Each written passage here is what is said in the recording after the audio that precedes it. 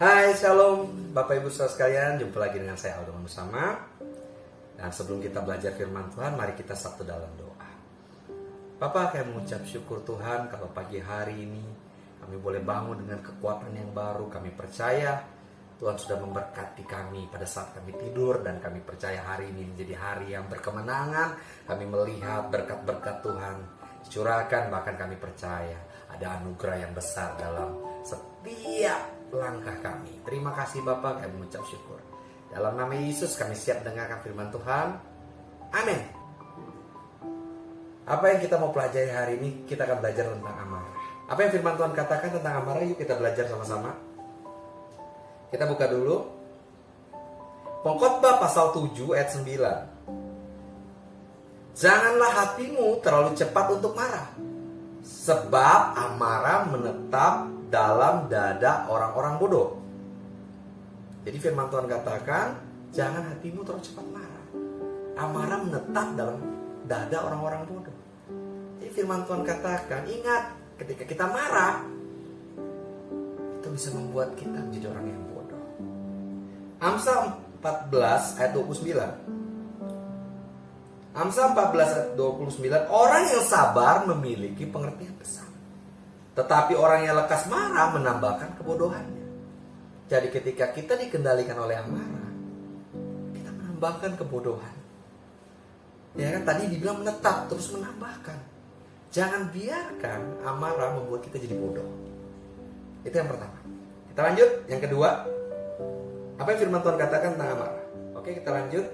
Amsal 29 ayat 22. Sebab pemarah menimbulkan perselisihan, dan orang yang meledak amarahnya sangatlah banyak pelanggarannya. Oke, kita lanjut. Apalagi yang firman Tuhan katakan tentang amarah? Mazmur 37 ayat 8. Menjauhlah dari amarah dan berhentilah dari kegeramanmu, sebab hal itu dapat membawamu melakukan kejahatan. Apa yang firman Tuhan katakan? Apa yang harus kita lakukan pada saat kita marah? Efesus 4 ayat 26. Jadi kalau kita marah, apa yang harus kita lakukan? Ini yang firman Tuhan katakan di Efesus 4 ayat 26. Jika kamu marah, janganlah berbuat dosa. Jangan biarkan amarah mengendalikan dirimu. Dan janganlah terus marah hingga matahari terbenam. Yang dimaksud jangan terus marah hingga matahari terbenam, jangan sampai diri kita menjadi gelap hati. Pada saat kita marah, jangan sampai kegelapan itu menguasai kita. Kita nggak lihat lagi mana yang benar, mana yang salah. Yang kita tahu hanya melampiaskan emosi kita. Tanpa sadar kita melakukan pelanggaran dan kejahatan. Jangan biarkan amarah merusak. Jangan biarkan amarah mengendalikan diri. Kita lanjut. Apa lagi kita lakukan pada saat kita marah? Amsal 15 ayat 1. Jawaban yang lembut meredakan kemarahan, tetapi perkataan yang menyakitkan menyulut amarah. Firman Tuhan katakan jawaban yang lemah lembut meredakan kemarahan. Jadi saudara, ketika situasinya panas, ketika kita emosi, jangan ucapkan kata-kata yang kasar, tapi berikan jawaban yang lemah lembut, karena itu meredakan kegeraman. Ya kan? Apa yang harus kita perbuat? Yang pertama tadi, jangan berbuat dosa, jangan biarkan kegelapan menguasai hatimu. Yang kedua, jawablah dengan lemah lembut. Jangan menyakiti orang dengan perkataanmu yang kasar. Yang ketiga, apa yang harus kita lakukan ketika kita marah? Oleh karena itu, saudara-saudaraku yang terkasih, biarlah setiap orang cepat mendengar, lambat untuk berbicara, dan lambat untuk marah. Yang ketiga, apa yang harus kita perbuat ketika kita marah? Firman Tuhan katakan, cepatlah mendengar, lambatlah untuk bicara. Jadi saudara, ketika kita emosi, ketika kita marah, jangan cepat nyerocos, jangan cepat-cepat ngomong. Coba tenang dulu. Tadi kan dikatakan kita menjauh, terus berhenti sejenak. Oke, kita akan lakukan sedikit uji coba ya. Saya ada 2 kaleng minuman bersoda. Kita akan lakukan uji coba. Anggaplah guncangan ini adalah situasi yang gak mengenakan, situasi yang membuat kita marah, situasi yang membuat kita kesal. Kita guncang-guncang. Lalu yang satu kita akan buka, muncrat, nyembur kemana-mana kan. Yang satu kita nggak buka, tidak terjadi apa-apa. Apa yang kita bisa pelajari dari uji coba yang tadi kita lakukan? Ini yang tadi firman Tuhan katakan. Kalau kamu marah, kamu buka mulutmu, kamu akan nyembur kemana-mana, itu akan membasahi, akan merusak di sekitarmu. Kamu akan menyakiti orang dengan perkataan kasar. Waktu kamu luapkan dengan emosi, kamu pukul orang, kamu bisa masuk penjara. Bahkan dengan kata-kata yang kasar itu bisa membuat seseorang kehilangan orang-orang yang disayang, kehilangan orang yang di sekitar karena kata-kata yang kasar.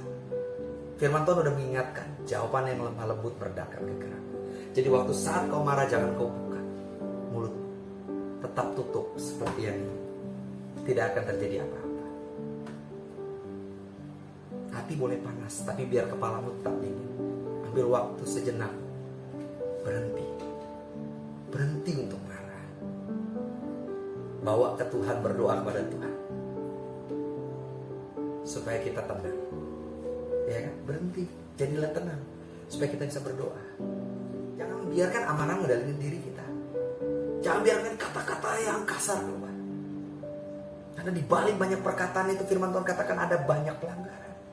Apalagi lagi emosi, bukan lagi banyak pelanggaran, mendatangkan kejahatan, bahkan membuat kita melakukan dosa.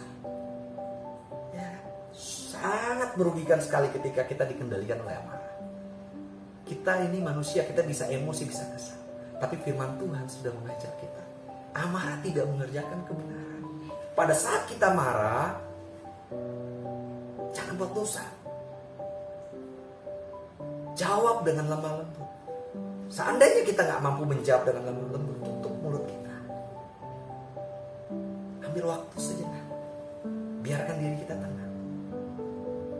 Walaupun saat itu kita gak bisa mengerti apa maksud dari semua yang terjadi, tapi belajar tetap tenang. Jangan luapkan amarah. Karena amarah yang gak dikendalikan itu merusak, itu merugikan diri kita. Bapak ibu saudara sekalian, biar hatimu tetap tenang. Apapun yang terjadi, percayalah, di balik segala sesuatu Tuhan turut bekerja mendatangkan kebaikan. Jangan biarkan amarah mengendalikan dirimu. Jangan biarkan sampai hatimu menjadi gelap. Tapi biarkan kasih Tuhan, penghiburan Tuhan menghibur hati setiap kita.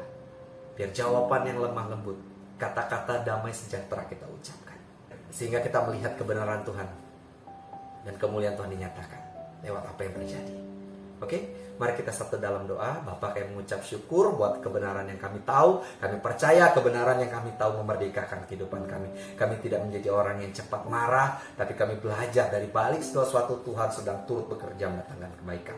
Terima kasih Bapa, kami mengucap syukur. Kami percaya pagi hari ini adalah pagi hari yang diberkati Tuhan. Sepanjang hari ini kami melihat penyertaan Tuhan yang sempurna. Bahkan kami percaya anugerah Tuhan dinyatakan, mujizat Tuhan dinyatakan. Terima kasih Bapa. Di dalam nama Yesus kami berdoa, mengucap syukur. Amin. Oke, sampai jumpa lagi. Dadah.